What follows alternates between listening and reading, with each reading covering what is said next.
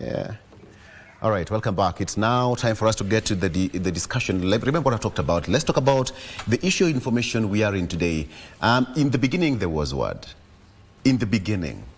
But who distorted that information? Duncan Maigua is here to help us. He's not a preacher per se. But I want us to get the information where the keyword information started. And, you know, even the creation, God used word to create, right, Dan? Yeah, very true. It was a word.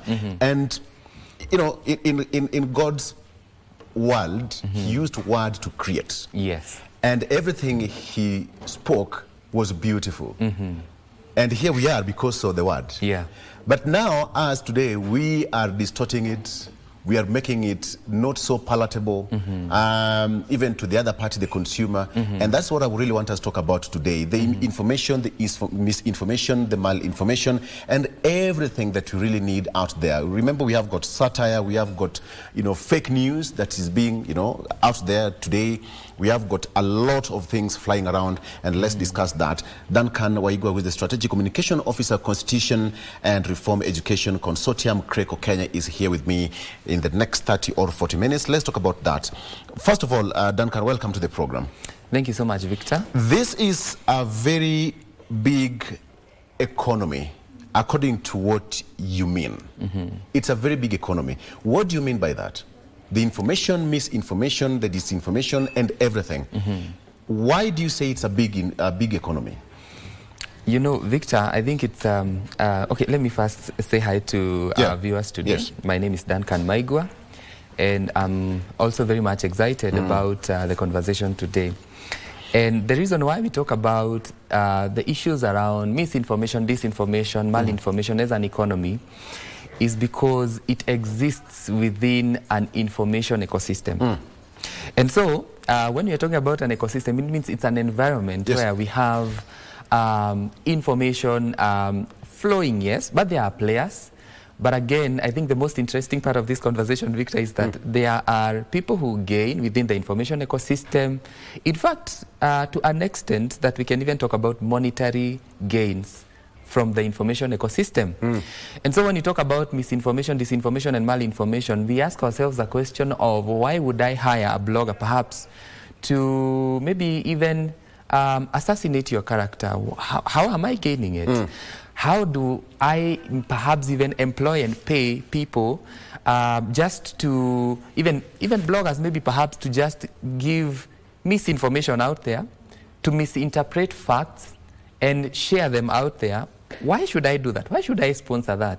That's why we are calling it an economy, because I could be gaining from it. We have seen even people getting to power through propaganda, through conspiracy theories. That's why it becomes an economy. So let's start clearly. Thank you for that. So what is misinformation, malinformation, and disinformation? What's the difference? Now, the difference actually lies on the motive, because you see, why should I perhaps give a specific piece of information? You see, if I give information, false information, intentionally, with actually the intent to mislead, then that becomes disinformation. I am doing that myself with actually full knowledge that I actually want to mislead the audiences that I want to. That is disinformation.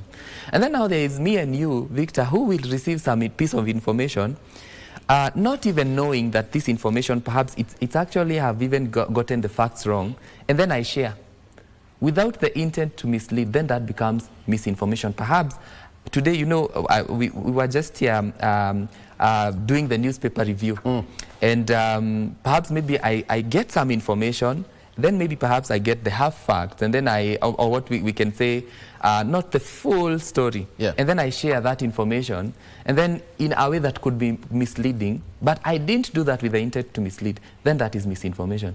And then now, Victor, here again now lies malinformation, which is very nasty. This is where perhaps it is even true information, but now, for instance, I may give an example. Maybe I go somewhere, we've seen actually someone record someone in a lodging, or maybe someone in some very compromising situation. Fine, it's true, that was Victor. Fine, it's true, that was Duncan. But why should you share that? Do I need to get that?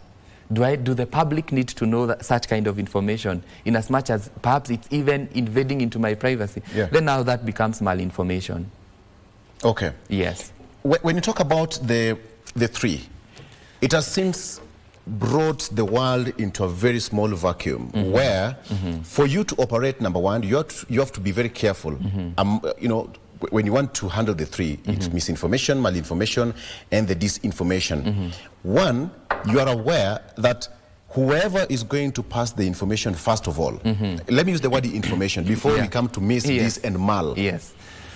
You have to be very much aware of the origin of the information that you are passing. But how will you verify that that information is true and not false? In fact, I think even before we even go to the verification, one of the things that we keep telling people, and especially the young people out there, because they are actually the people we call digital natives. You know, they are the people who have actually, since childhood, interacted with the whole fuss about social media, you know.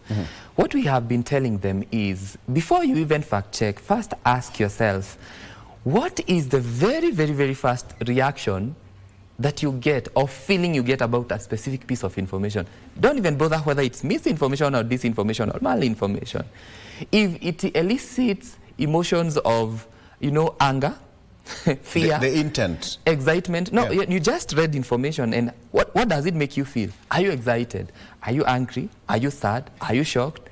If any information elicits such emotions, number one, stop. I mean, stop. Don't even share. First, stop. Think of it. Then, once you stop, reflect. Think of it. How about if it was otherwise? You know, there are sometimes, Victor, we talk about confirmation bias. You know, I hate this political figure, so perhaps any information that goes against them, I feel like can simply pass. This one, you know, this one needs to, you know, I need to like push it real quick. So when any information, Victor, elicits emotions in you, stop. Reflect. Think of alternative truths that maybe perhaps that could be there. You know, just be skeptical. In fact, we say be skeptical. Reflect about it. And then once you reflect, then verify. Then that's when we start verifying. So verification is very, it's of course it's not very simple. And that's why we've actually been telling the youth that you need to be very intentional about verifying information. Yes. Because it's not easy. Like, for instance, if I bring a deepfake, a deepfake is an AI-generated, I mean, maybe even a distorted content, an image, perhaps, you know. If that comes, how do I verify? If I do Google, for instance, Google reverse image check, it's likely that even Google has not seen that, because in any case, it might be only, you might actually be the first consumer of that image.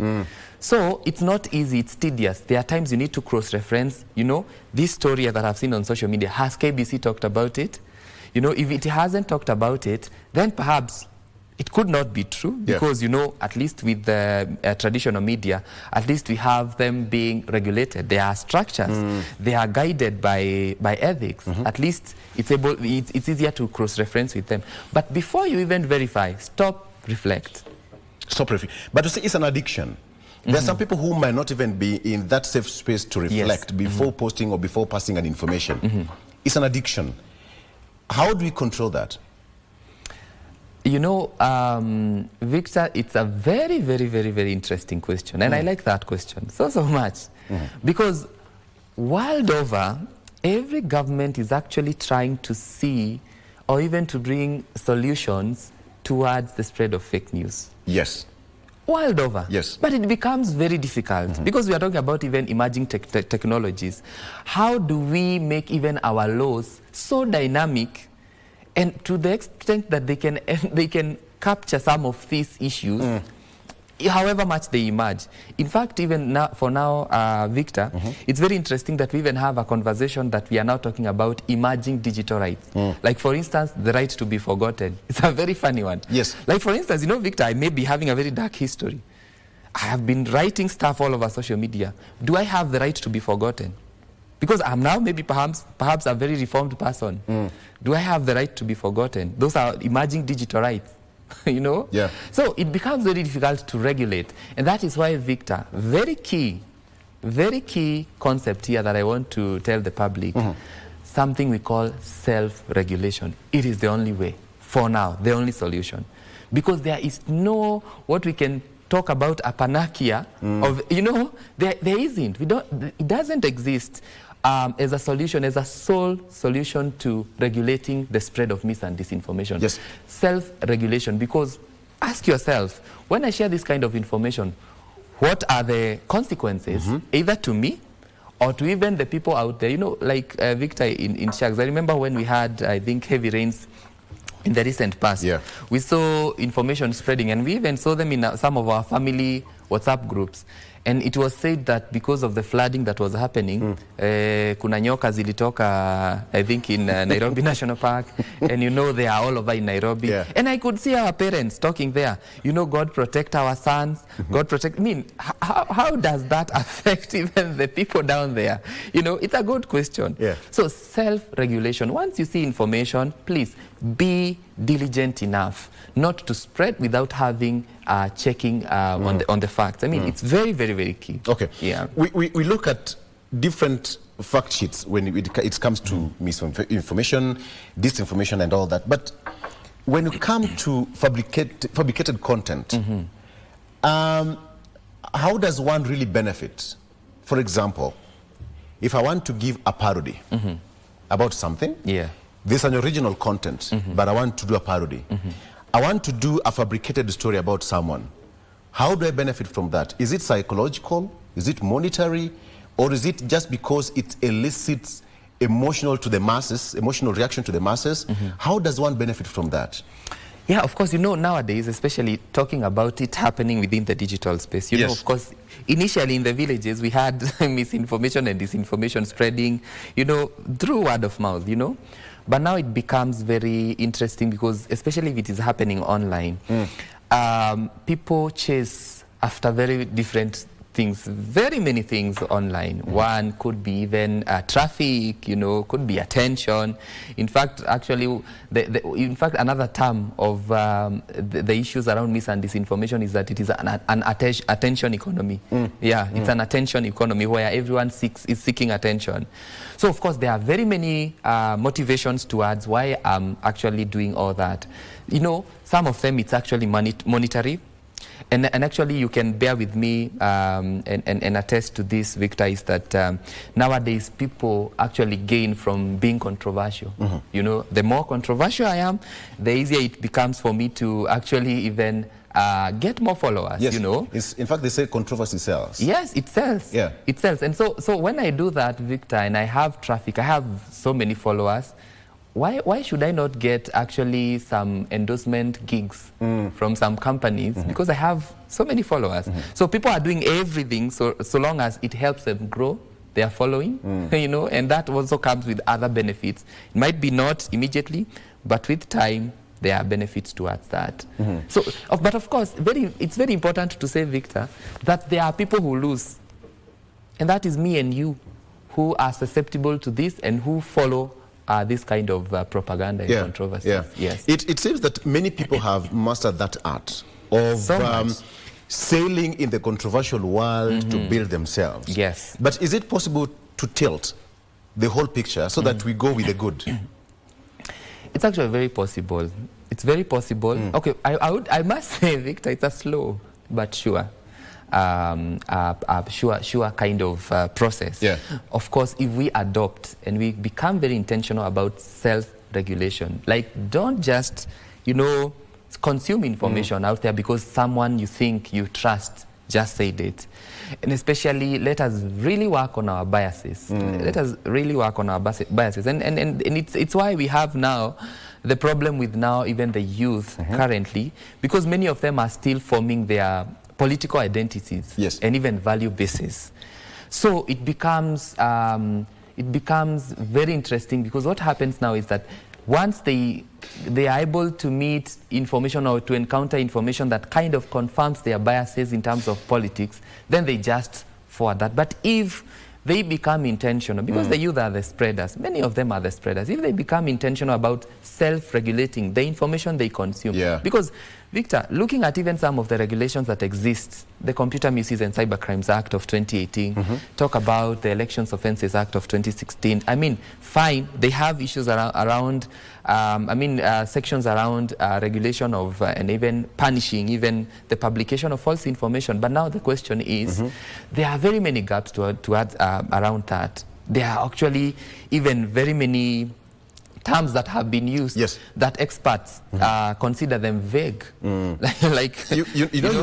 talked about the youth as the primary spreaders of misinformation and disinformation. Right. Then the question would be, we are in a safe space where the only thing you need is a smartphone and some data bundles. You're good to go. Yes. The regulation is what is now lacking. I can see you have a copy of the Constitution. Yes. The youth you're talking about, are they aware on what is contained in that good book? Victor, they keep saying that, especially for us Africans, that if you want to hide something and ensure that it's not found, just ensure that it's somewhere in the books. Yes. You know? Put it in writing. Put it in writing. Yes. This Constitution is a very important document. Talk about even Article 35 that talks about access to information, you know. When you talk about even the right to information, to access information from the state, and actually, like, if you read Article 35, it's very important. Okay, go ahead. Go ahead. It says that every citizen has the right to, and I want to really focus on B. 1B, it says that has the right of access to information held by another person and required for the exercise or protection of any right or fundamental freedoms. Of course, very many youth do not know this.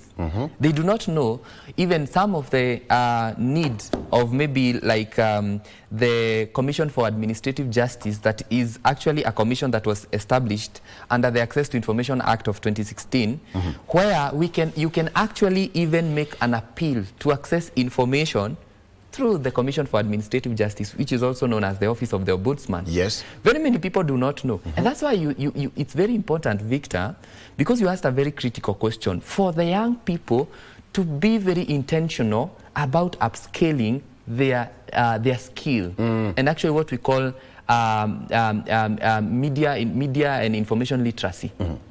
I mean, just be intentional about knowing. When we talk about access to information, when we then talk about digital rights, what are they? You know, when we talk about that, like for instance, I saw another woman, I think that was last year, went to the Commission for Administrative Justice and requested information to Nairobi County because they want to know how comes Nairobi County named a particular road a specific name. And you know, actually, from the regulations and from the Access to Information Act of 2016, in fact, it gives state organizations 21 days to respond to queries. Even if, I mean, like you and me, Victor, we can actually petition a specific institution for a specific information, so long as to access a specific information, so long as, of course, it's not a threat to national security and the like. Many people do not know that, and that's why we are saying, Victor, please make it or make deliberate moves to actually upscale your skills and understanding of some of these legal provisions or even constitutional provisions. These are very small documents with very, very straightforward. I mean, this is a very popular version of the laws of Kenya. Yeah. Yes. Okay. Let's talk about the issue of how to tackle the disinformation, because we have got, in a way that it actually affects human rights, okay, as we speak. In the last 2 months, we've had scenarios where police officers are accused and, you know, there's a victim here, there, because of a victim here or there, because of either misinformation or disinformation, because of slander, or talk about that. So how do we tackle some of these issues that respect the human rights, misinformation and disinformation? How do we tackle it in a way that respects human rights?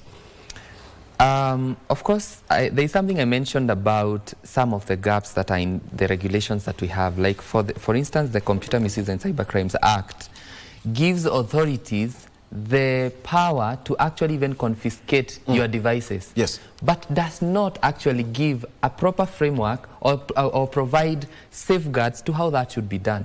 For instance, if I wanted to confiscate your device simply because I suspect that you have misused your device, you know, then where are the safeguards in terms of how sure are you that I'm not going to invade your privacy by confiscating your device? All right? So, but now coming now to some of these issues that we have, maybe for instance, right now we are talking about issues national security. Yes. We have video spreading that, you know, this is a police officer did this, and then perhaps some of them are not actually 100%. Because we have mis and disinformation coming from the state, and we also have that which is coming again from the public. But now the biggest question lies on who is the custodian of the truth. Yes. Who is the custodian of the truth? Because actually I've been saying. Apparently, most people will take it back to the side of government or police. Or the investigators. In Kenya context, the DCI. They're the custodian of the truth. But the custodian of the truth is the Constitution. It is actually the Constitution. Yes. But now on specific, excuse me. But now on specific contexts, we have to check. You know, I know, Victor, in your communications training, I know there is something you studied about the 3 C's. I think completeness, consistency, and concise. You know, information has to be complete, has to be consistent, has to be concise. I mean, thinking of now that we need now to begin assessing the consistency of a specific information. And that's actually, if information is not consistent, then again, we need to doubt the facts, that you are kind of presenting. Yes. But it's very important for us to think of the truth, because Victor, what I've been saying is that the greatest haste that we have in the recent past is the theft of truth. Because very many people do not know where to actually know the truth. And that's why, and especially government, because government, mainstream media, these are actually institutions that need to be very intentional about the information they spread and the information they give, because government and institutions, media, they are information sources. They need to ensure that they develop what we call credibility. Because whenever government loses credibility on the information it releases, then what it does is that it throws its own citizenry into vacuum, into a space whereby they don't even know which is the truth and what is not the truth. And a good example is, you know, you started by mentioning something from Scripture, and I think it's very important for me to bring that something from Scripture. And one of the stories in Scripture is on, I don't want to talk about demons so much, but let's talk about them this morning. But there was this story that Jesus was talking about. Once a demon leaves someone, that it keeps on coming to check into that person whether the house that it left is occupied. And when it realizes that the house that it left is not occupied, it looks for 7 stronger demons and tells them, hey, our house. Let's go back. Let's go back. Yes. Same case. The moment people exist in an information vacuum, whenever we have information gaps within the citizenry, it creates now an opportunity for mis and disinformation. But when people have information, when people have information and correct information, truthful information, then they are not going to be susceptible to misinformation and disinformation. So government, institutions, media, they have to work on what we call credibility. And that's why even the term credible was not left out on elections. Let's take a sip. It's a breakfast. It's a breakfast show. Duncan, let me ask you. Kenya is a democratic space. So how does this information affect democracy? Yes. You see, right now, and I remember in the last elections, people are talking about something we call apathy, especially among the youth, to vote. And one of the biggest... Was it a reality? It was. Or it was information which was meant to give up. Okay, continue. I guess it was, Victor, because you've opened a discussion. Close to half of the registered voters did not vote. There was apathy. People kind of getting tired with some of, maybe, I don't know whether they are systemic issues or they're about. But when especially the youth, you know, in Africa we are talking about the youth being the largest population, the largest demographic within the population. And when the youth are exposed to constant falsehoods, they develop what we call civic fatigue. So that's now what we call disinformation in the digital age. Yes, okay. Yes. They develop what we call civic fatigue. And that's why you will realize, you know, we are getting into 2026, a very hot year when it comes to politics, you know, because, of course, fine, 2026 will not be the official start of the campaigns according to the regulations of the IBC. Yes. Yeah. But of course, this is Kenya, and of course we have actually already been seeing people on top of vehicles, you know. But very interesting year is 2026. It's a very interesting year. And what you will see is that there are actually even people who will now be spreading propaganda, people will be spreading disinformation to simply even discourage specific blocks not to vote, specific demographics not to vote, so that they can gain from it. We will see that. We will see that. But now, unfortunately, when the people and the youth, which is the biggest populace, is exposed to too much falsehood, they get what we call civic fatigue. Go to the village. People begin to be exposed, especially during elections time. And there was actually a report that was done by Mozilla Foundation in around 2022, just a few, I think, months or weeks to the elections. And they were talking about actually TikTok. And they were saying how TikTok has evolved or morphed from a dancing app to a political machinery, you know, where now people are spreading information, you know, disinformation. But now, of course, now seeing we are on the global south, we see that now even some of these companies do not really crack down on information or even respond on falsehoods, especially when it is in local dialect. Yes. It becomes very difficult for them to even pull them down, you know.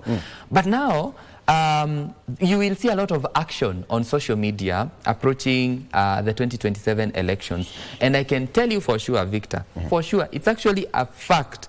There are people who will actually develop civic fatigue. They will not be able to exercise their democratic rights and even participate in democratic processes. And an election is one of them. Yes. They are not going to participate based on the kind of information they've consumed. Can we combat this? How do we combat this? Because for a democracy to be stable, there has to be a certain level of sobriety in how we pass the information out there. But it seems that the political class have actually mastered that art so well that it works for them. So the misinformation and disinformation affects political processes and democratic processes. Can we stabilize it? Yeah, of course we can. But just as I mentioned earlier, now because of the digital space, you know, we've been talking about social media as what we've been referring to them as echo chambers, where information, when information is just exposed to social media, it can actually now be spread real fast.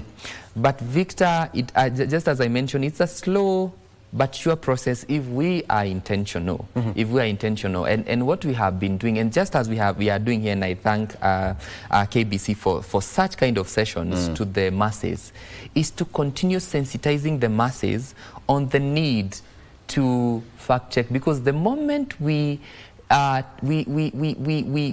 scale our media literacy skills, and politicians know that we are, we've had as political statements earlier, ikisema kwamba wajinga waliisha Kenya, you know. But if we become very intentional about working on actually our verification skills, you know, fact-checking skills, politicians will not have space to spread mis and disinformation. So, and that's why for us, actually, even as an organization, as CRECO, we've actually been talking very much to the young people, because they have a lot of influence, even before their parents, because they better understand social media, and they can talk to even their parents and tell them, you know what, don't just spread, don't just believe, you need to stop, you need to fact check. If you are not sure, please just go. Has KBC talked about it? We know that for them they have fact checking desks. Have they talked about that? Then now we are able to bridge that gap, because without proper media literacy skills, Victor, we will still continue being susceptible to mis and disinformation, and people will gain from it.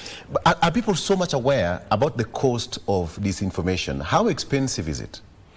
It's very expensive. It can actually cost you a lot, and especially not only even monetary, of course, because we have some of these issues are punishable by law, but of course it can cost you, because I can tell you one of the, you see, like one of the, I remember mentioning something, of course, very on a very light way, on some of the emerging digital rights. And one of the digital rights that I would say is emerging is the right to actually internet.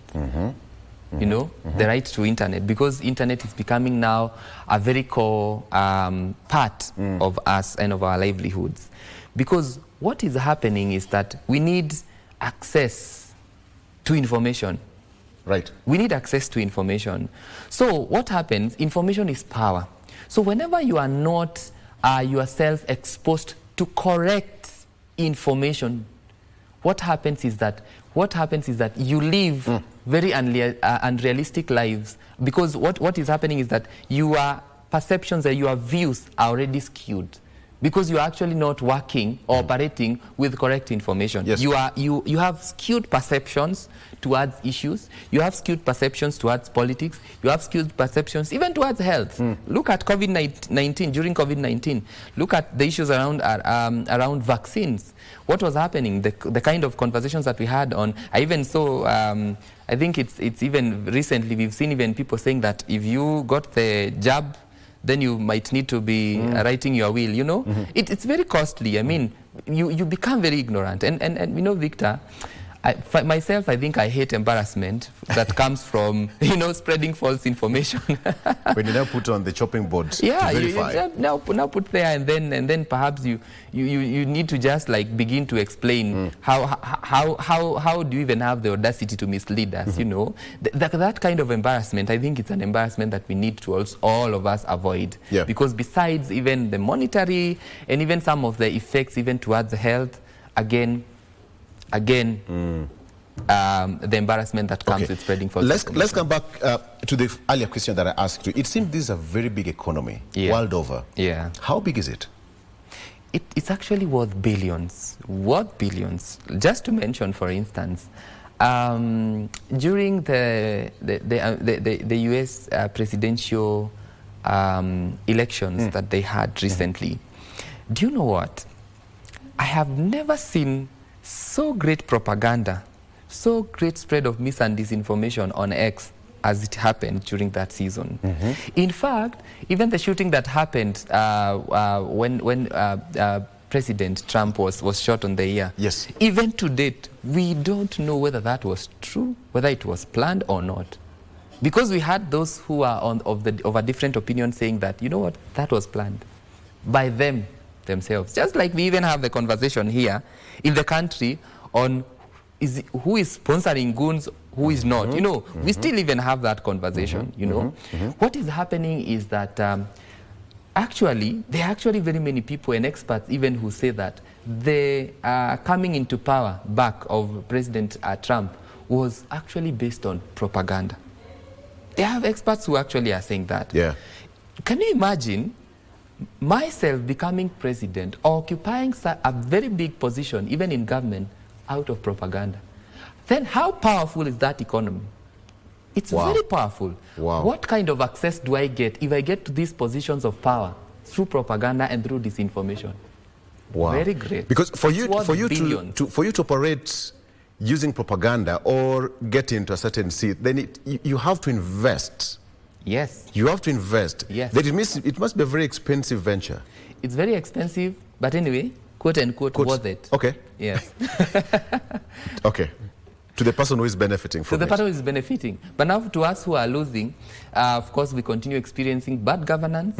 We continue experiencing degrading democracies. We continue experiencing what we call even apathy, because we now have people trending on false information, which is very, very, very sad. Yeah. Very sad. Duncan, let's come back home a bit. We've seen the classic case of, may his soul rest in peace, Albert Ojwang. The information that we, as on this other end, we cannot verify because we don't have that information yet. But based on what is out there in the public domain, that he published certain information that was not so palatable to somebody else. Yeah. So how do we control this so that there's a very thin line when there is a disinformation and the truth. So how do we draw that line? So I must say and mention something, Victor, which is very key.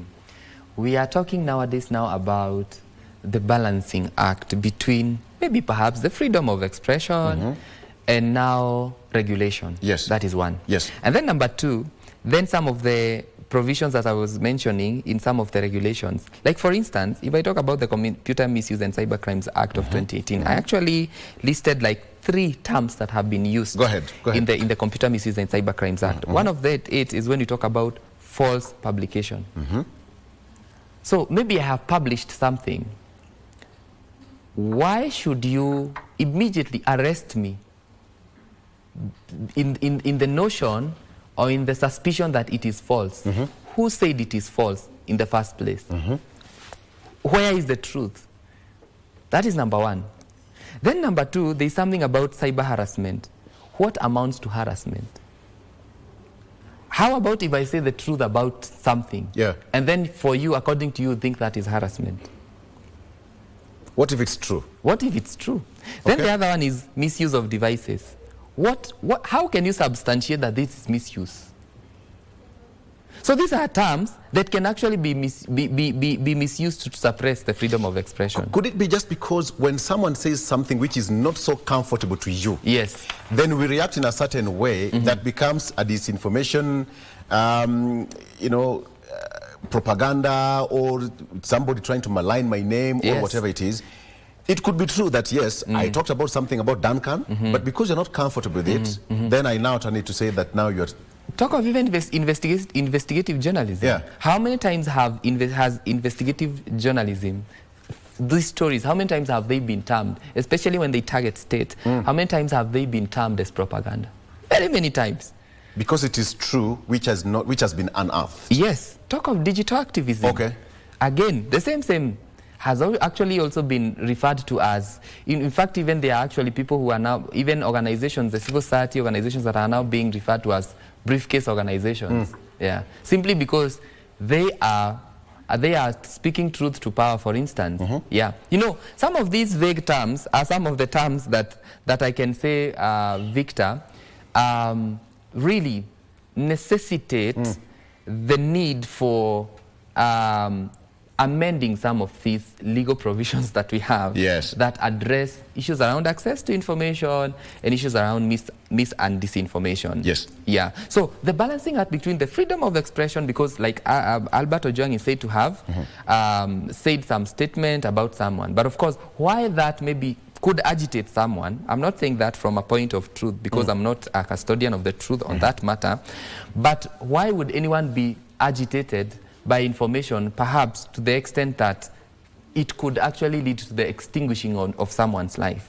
You know, it becomes a bit a very sad scenario. But the freedom of expression and regulation, we have to think it has to be a national conversation, because now we cannot evade it. We are already in an era of digital activism. We are already in an era whereby we have the free flow of information, left, right, and center, across, across all the divides, state, the public, media. You know, there is a free flow of information. These are conversations we need not to avoid, because there has to be a very, very, very great balance. Okay, we have got AI right now, very powerful. But then a majority of people would use AI either for comic relief effects, either to do certain parody, or because I don't like Duncan, I want to create, okay, we are all Kenyans, and we can see what's going out there based because of AI-generated content.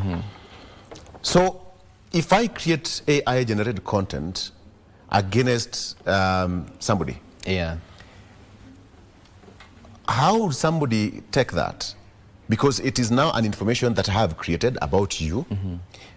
Will AI pull it down because it is a fake information about Duncan? Or who takes the responsibility? AI as an app, as a company, or the person whose name has, or you? I've created it, there's AI in the middle, and then there's Duncan. Who takes the responsibility? Of course, number one, we need to be very clear that AI will not take responsibility because first thing is that AI doesn't even know who is Duncan. Perhaps even if Duncan was the president of the Republic of Kenya, you know, many times we say statements and we say, God forbid, but on this one, God make it happen, you know. But if AI was to generate content about Duncan, perhaps he doesn't even know. And then again, in fact, actually, Victor, it's one of the emerging issues around digital rights when we talk about platform accountability. Because some of these organizations or some of these institutions that are providing this technology, of course, is a technology that is actually self-improving. Yes. Based on, because we talk about machine learning. But now the problem is that, of course, holding someone accountable is very difficult because the issues around ownership, you know.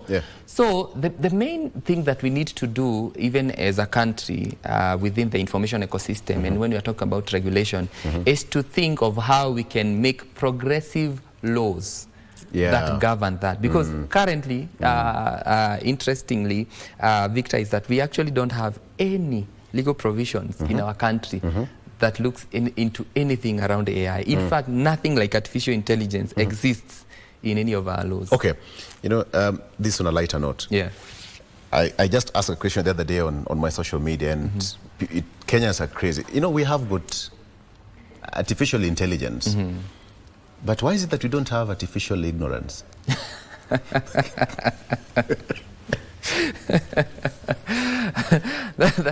That's an interesting one. But why is it we don't have artificial ignorance? I mean, it's just how biased and unfair the world can get. Because we only want things which are good for us. Duncan, let's talk about examining the economic consequences of fake news. Of course, you know, Kenya is an economy, and we have got our brothers and sisters across East Africa and all that. How would fake news affect the economy? Let's just come back home first in Kenya.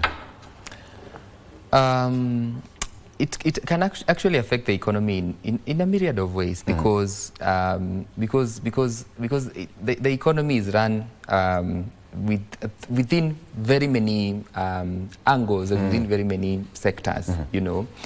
And of course, I think some of them have been on conversations around, like, for instance, talk about conversations around GMO. You know, we've had those conversations. We've had conversations around vaccines. You know, like, for instance, I've seen the government has rolled out some vaccination for something around typhoid towards kids and the like.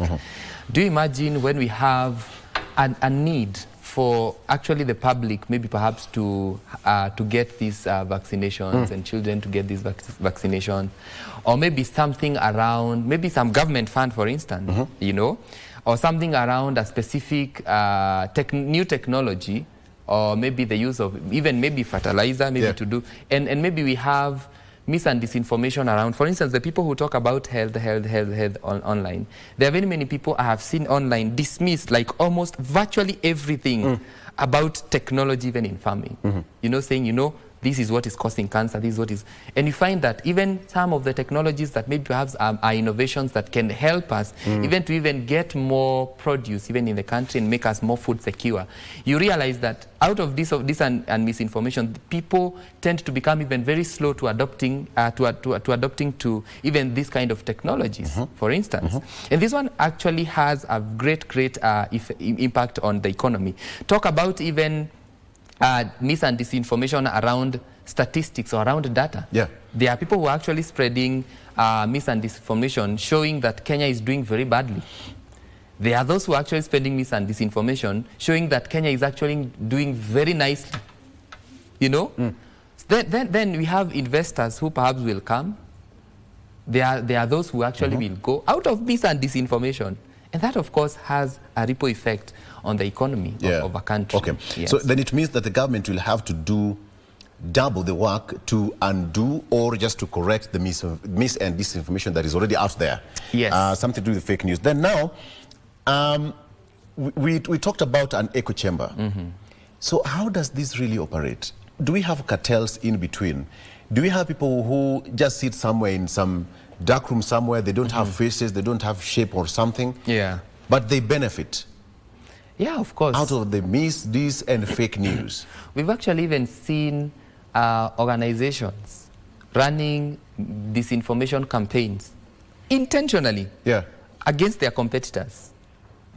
I get it. Yes, we've seen intentionally running disinformation campaigns against their competitors, even using competitor colors, brand colors, to ensure that they actually gain an upper hand in a particular sector. You know, yeah. So it's a very interesting conversation because it's happening, and if we are not careful, then we might plunge even our country into very difficult situations for ourselves. Okay, finally, let's come back home, Kidogo. We are in a very tight situation right now.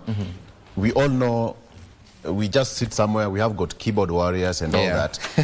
So then how do we regulate ourselves that as a nation, we make sure that whatever we are passing out there will save the country? How do we make this Kenya or this country great based on the information that we're passing out there? Of course, I know there's some issue to with the legislation to streamline or just to make sure that there is some seriousness when it comes to dissemination of information. So then how do we become a bit sensible as a citizenry to make sure that we build whatever we have to make it stable? Fine. We come from we hail from different different corners, from different backgrounds, you know, from different contexts, and even from different upbringings that have shaped how we think and how we see. And actually even made us to even form different biases. But what I can say on that very question is that two, Victor. One, we have the consumers of information, and then we have the sources of information. What we need to build as a country, first, talk about the sources of information. We have the media, and not just social media. We talk about mainstream media because that is structured. And then we have government, for instance, institutions, government institutions, or even private institutions, generally institutions. They are all information sources.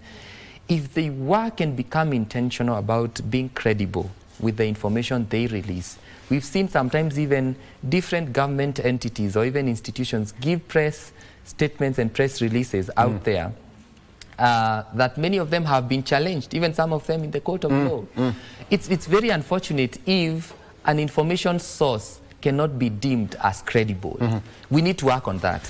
Then now coming to the consumers, that is me and you, what we need to work on is on upscaling our skills so that we are able to digest and actually interrogate information on its truthfulness. That is what will save us, because they are the duty bearers and then they are the consumers of information, and that is us. Like, for instance, let me give you an example, Victor, real quick. When we lost Kenya's CDF, and may he rest in peace, Ogola, what happened is that I remember there was a popular blogger on social media who actually released information, actually giving the specific details about what happened and actually even who passed, in fact even their names. But I think mainstream media took maybe around 4 hours or something, you know, of course, again with the editorial considerations, you know, even wanting to first get information directly from even maybe the Kenyan army, you know, just to be very sure that this is what has happened. But a popular blogger had already spread that information, and everyone knew it. Yeah. In fact, even when he was taken in court, that case flopped because the point was, I mean, it was true information. Was it false? No. You know?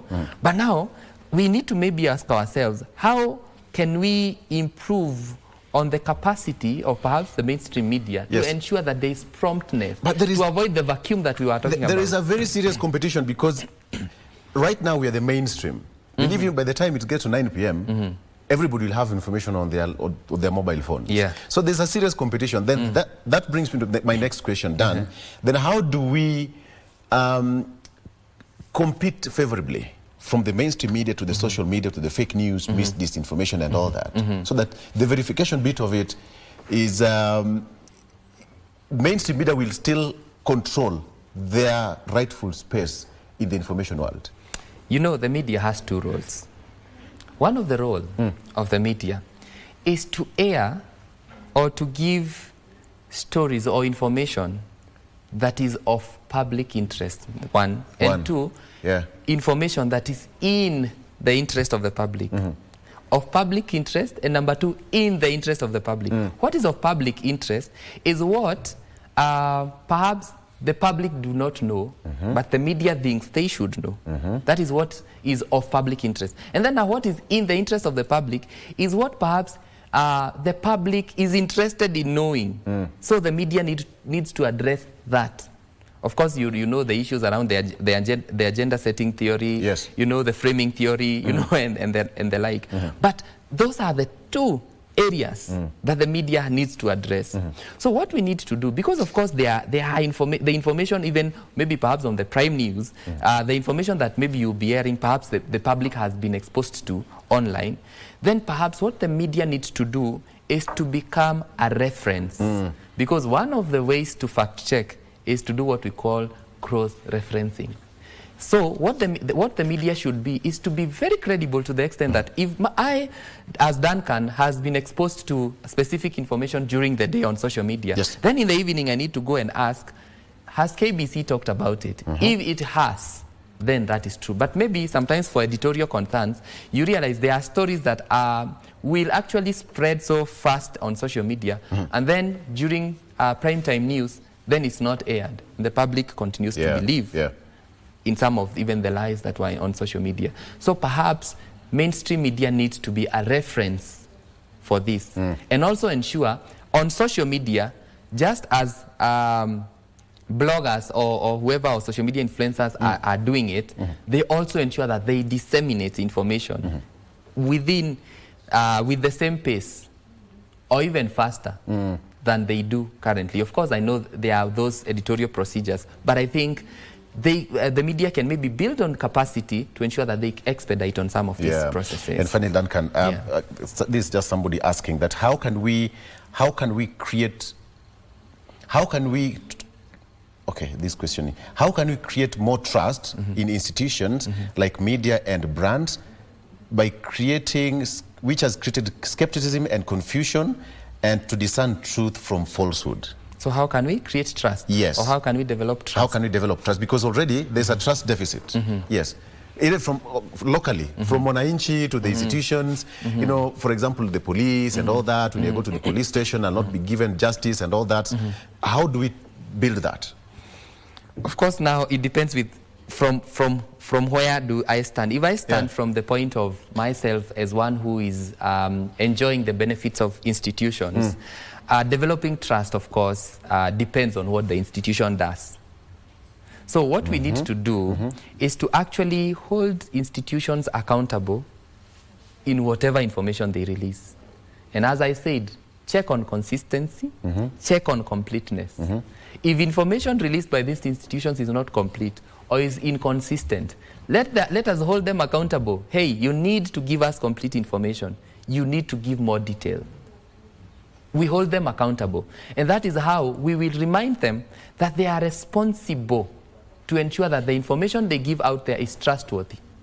Because I, myself, as one who is enjoying the benefits of a specific institution or the service of a specific institution or brand, I cannot develop trust if I'm not getting complete information that is backed by evidence, information that is backed maybe perhaps by research, if maybe it's a brand. If it is a government institution, for instance, I need information that is consistent, that shows coherence. And if for instance, talking about maybe perhaps the DCI, because I see them giving releases every now and then, whatever explanation they are giving on the unfolding of an event, do they add up? Do we have gaps? Then we need to ensure, if there are gaps, we need to ensure that we hold them accountable more and more to ensure that the next release they give us has sealed every single gap. And whenever, and I love how media is just very amazing. I love how media speaks. When media is not sure about something, they will tell you very clearly, it is alleged. Yeah. So ensure, wherever there are gaps, ensure that you even confirm to the public and tell them, on this specific bit, we are working or investigating or working towards this to establish the very facts about it. Duncan, I wish you had more time to talk about this, because it's becoming sweeter and sweeter as we get into the information and just having this discussion. Thank you so much for joining us. We've talked about, the issue, and most importantly, when you're heading to the election, is going to be fire. Tunasema hivyo. It's going to be more fire. But you have to be very careful so that the information that you are consuming as the final consumer out there, just verify. And before react to it, the way he said, what is the first reaction? What is the intent of that information that you really want to get out there to the masses? Duncan Maigua, who is a Strategic Communications Officer, Constitution and Reform Education Consortium, Kenya. Thank you so much for joining us. We are taking a break and we come back. Mike is up next. Stay with us.